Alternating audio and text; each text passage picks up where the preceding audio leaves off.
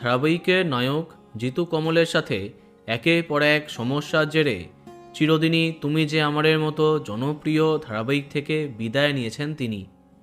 তার পরিবর্তে নতুন অপর্ণা এই মুহূর্তে জমিয়ে তুলেছে মেগা।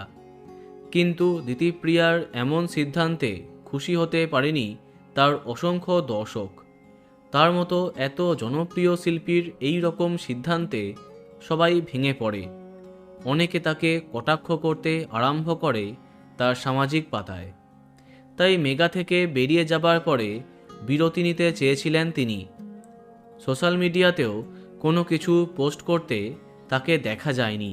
অবশেষে প্রায় 1-1.5 মাস বাদে নতুন কাজের মাধ্যমে দর্শকের কাছে আসছেন দিতিপ্রিয়া রায়।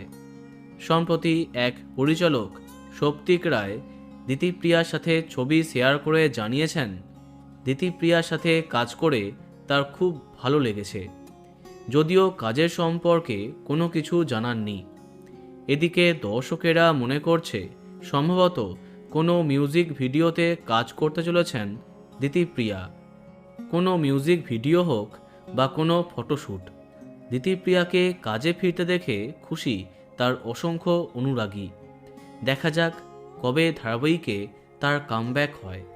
তো বন্ধুরা, এখন তোমার কি মন্তব্য কমেন্টে জানাতে পারো।